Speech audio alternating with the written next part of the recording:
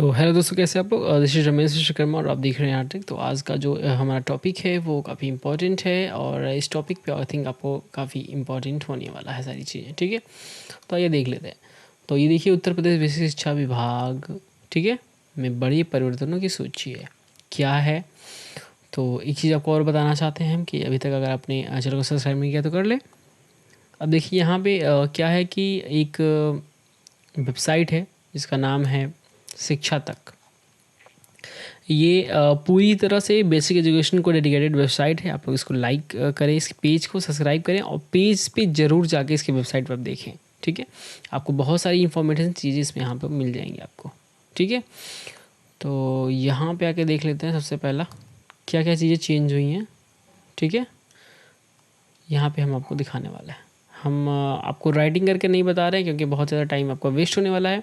तो सबसे पहला जो टॉपिक है हमारा ये है स्कूल का टाइमिंग। तो टाइमिंग रिलेटेड अगर हम बात करें तो सबसे पहला है कि 1 अप्रैल से 30 सितंबर तक, ठीक है, जो टाइमिंग होगी वो 8 बजे से 2 बजे तक होगी। और ये पहले जो टाइमिंग थी इसके पहले वो 7:30 से कितना था, 1 o'clock तक था, है ना, 1 PM तक ही था पहले का जो टाइमिंग था। अभी ये कितना हो गया है, 8 से 2 बजे तक हो गया है। और इसका जो टाइमिंग का जो इंटरवल का टाइम है वो 10:15 से 10:45 तक है। और अगर फिर हम इधर देखते हैं तो 1 अक्टूबर से 31 मार्च तक ये जो टाइमिंग होगा वो वही पुराना वाला 9 बजे से 3 बजे तक आपकी जो है वो स्कूल चलेंगे। और मध्यावकाश जो आपका होगा यानी जो लंच आपका होगा वो होगा आपका 11:55 से 12:25। ठीक है, ये आपका जो है वो इंटरवल होगा। और इन चीज़ों में एक चीज़ बहुत ही ईज़िली जो है वो मेंशन किया गया है कि विद्यालय मतलब स्टार्ट होने के पहले 15 मिनट पहले और न्यूनतम 30 मिनट बाद तक विद्यालय में आपको रुकना पड़ेगा। ये ओनली फॉर टीचर्स है। ठीक है, यानी 15 मिनट पहले आपको आना है और 30 मिनट बाद तक रुकना है। ठीक है, अब देखिए जो छुट्टियां होती हैं वो कैसे होंगी। अभी पहले क्या था, इसके पहले जो है वो विंटर की यानी शीतकालीन की कोई भी छुट्टी डिसाइड नहीं थी। वो डिपेंड करता था कितनी ज़्यादा ठंडी पड़ रही है उस पर डिपेंड करता था। लेकिन अभी क्या है, अभी इन्होंने वो डिसाइड कर दिया है। ठीक है, तो ये कब से कब तक होगा, तो शीतकालीन अवकाश आपका 31 दिसंबर से लेके 14 जनवरी तक होगा। ये इजीली मेंशन है। ठीक है, और जो समर वेकेशन होता है उसमें इन्होंने 20 मई से 15 जून कर दिया है। अब ये कैसे हुआ है देख लेते हैं। तो पहले ये था 20 मई से, ठीक है, और ये 30 जून तक था। ठीक है, पहले इसका जो 15 जून है उन्होंने यहाँ का जो है 15 जून काट के वहाँ पे एडजस्ट कर दिया है। ठीक है, और जो नए सत्र का आरंभ होगा, पहले क्या होता था, ठीक है, जैसे पहले वाला जो सेशन था हमारा जुलाई से स्टार्ट होता था। उसके बाद जब अप्रैल वाला सेशन आ गया तो फिर अप्रैल, ठीक है, अप्रैल से ही सेशन स्टार्ट हो जाता था। अब क्या है कि नया जो सेशन स्टार्ट होगा वो 16 जून से स्टार्ट होगा। ठीक है, ये बड़ा बदलाव है। ठीक है, अब अवकाश तालिका से भिन्न कोई भी जैसे लोकल अगर अवकाश है तो उसका अधिकार वहाँ के डीएम यानी जिलाधिकारी को होगा, अन्य किसी के पास नहीं होगा। ठीक है, वो कोई नहीं कर सकता। अब आइए देख लेते हैं टाइमिंग भी देखिए 40 मिनट्स कर दिया गया है। ठीक है, और एक साल में कम से कम 240 शिक्षण दिवस होंगे। ठीक है, ये जो शिक्षण दिवस का क्या मतलब है थोड़ा सा समझ लेते हैं। जैसे मान लीजिए एक महीने में 30 दिन होते हैं। ठीक है, और 4 मान लीजिए इसमें संडे निकल गए, कितने बचे, 26 बचे। एक एग्जांपल देख लेते हैं। 26 में से मान लीजिए 3 छुट्टियां हो गई। ठीक है, मान लीजिए 3 कोई छुट्टियां पड़ गई तो कितने बचे, 23। तो ये आपके हो गए शिक्षण दिवस। ठीक है, क्या हो गया आपका? शिक्षण दिवस। और इस शिक्षण दिवस में क्या है, मतलब कितने दिन आपके स्कूल चले उसकी बात हो रही है। मतलब कम से कम एक साल में 240 दिन स्कूल आपके चलने चाहिए। कितने में? 365। ठीक। पहले जो भी अभिलेख थे उसको कम कर दिया गया इनके अकॉर्डिंग। आइए देख लेते हैं क्या क्या चीज़ें उन्होंने कम की हैं। तो अभिलेख रजिस्टर पंजिकाओं की संख्या 40 से 14 कर दी गई है। अब 14 कौन कौन सी चीज़ें ऐसी होंगी जो आपके लिए बहुत इंपॉर्टेंट होने वाली हैं, आपको रखना ही रखना है। तो सबसे पहले हो गया शिक्षक डायरी, जो अभी इस समय ट्रेंड में चल रहा है, आप लोग देख ही रहे होंगे। ठीक है। अब इसमें आपको शिक्षक डायरी में क्या था कि लेसन प्लान वगैरह जितना भी आपको बनाना रहता है उसके अकॉर्डिंग आपको बच्चों को पढ़ाना रहता है। तो वो आपको ईजिली आपको हमेशा रखना है अपने स्कूल पे, अपने ऑफिस में। ठीक है। उसके बाद जो है ये आपका हो गया उपस्थिति पंजिका। उपस्थिति पंजिका से आप लोग पूरी तरह से वाकिफ़ हैं, जिस पे हम लोग अपना अटेंडेंस लगाते हैं। ठीक है, नॉर्मली वो है। उसके बाद क्या है? प्रवेश पंजिका। ये प्रवेश पंजिका कौन सी प्रवेश पंजिका है? जिस पे हम बच्चों का प्रवेश देते हैं। ठीक है, मतलब ये नॉर्मल क्या कहते हैं इसको, एसआर रजिस्टर उसको बोलते हैं ना, सीरियल नंबर रजिस्टर या एसआर रजिस्टर, जो भी आप अपने लैंग्वेज में बोलते हैं वो है ये। ठीक है।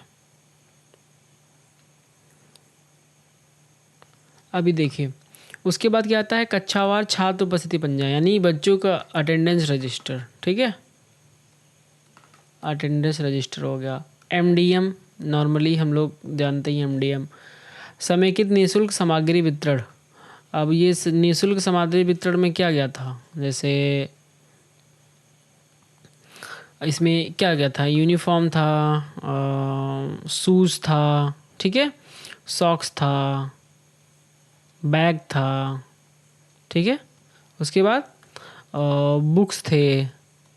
ठीक है, तो ये सारी चीज़ें आपको एक पंजिका नॉर्मली रहती है बनानी है। स्टॉक पंजिका ये भी आप लोग बना ही रहे हैं। ठीक है, एक आय व्यय पंजिका आपको बनानी है और एक चेक इशू पंजिका बनानी है। चेक इशू का पंजिका का मतलब यहाँ पे क्या है कि जो भी चेक आप इशू करेंगे किसी को देंगे, ठीक है, उसके लिए आपको मतलब एक न्यू रजिस्टर आपको मेंटेन करना पड़ेगा। ठीक है।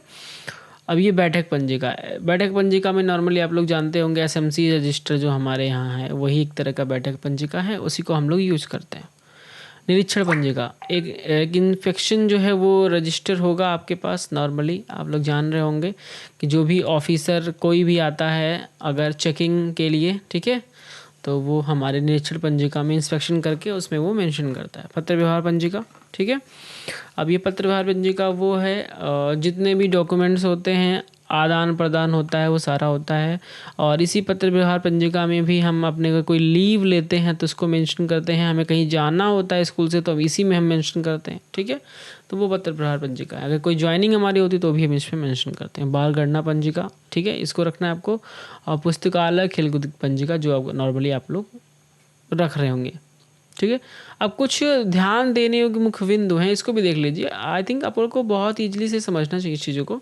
ठीक है, तो थोड़ा सा वीडियो अगर लंबा भी होता है तो आप लोग को कोई प्रॉब्लम वाली बात नहीं होगी, क्योंकि आप लोग इसको अगर समझ लेंगे एक बार में तो कोई प्रॉब्लम नहीं होगी कभी भी।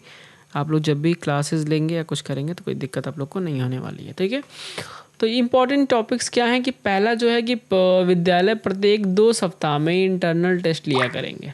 ठीक है, जिसके आधार पर उपचारात्मक शिक्षण किया जाएगा। ठीक है, तो ये मतलब जो ये टेस्ट होते हैं नॉर्मली वो आपको लेना है।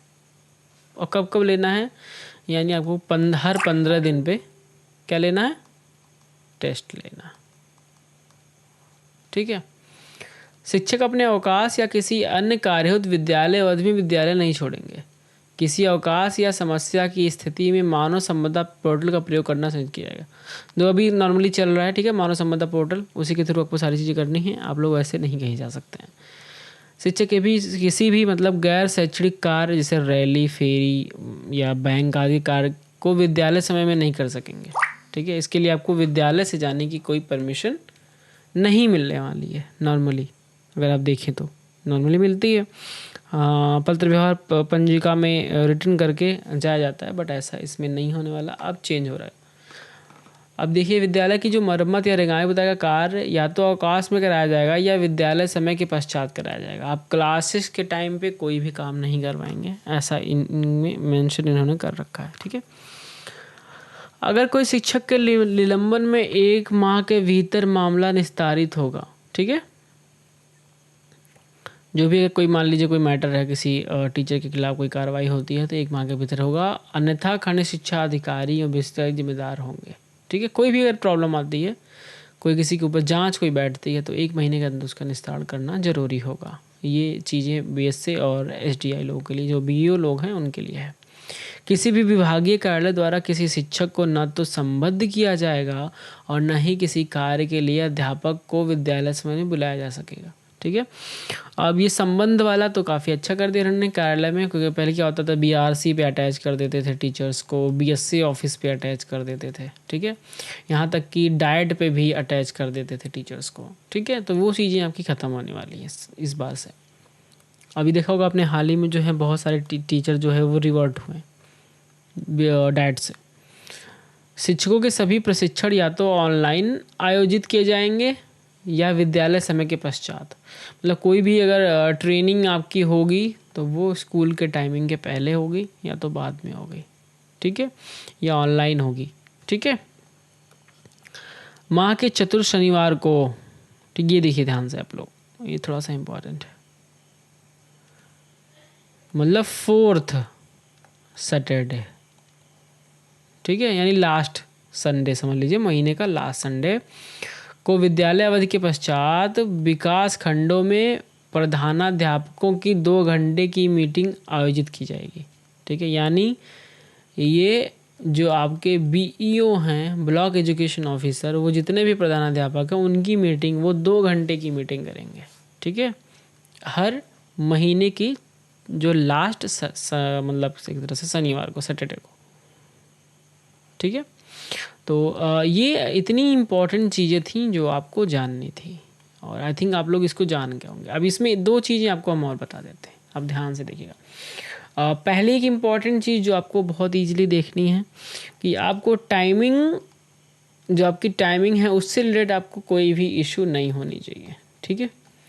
दूसरी चीज़ें, जो भी डॉक्यूमेंट्स हैं या जो भी रजिस्टर आपको बनाने हैं वो आपका क्लियर होना चाहिए।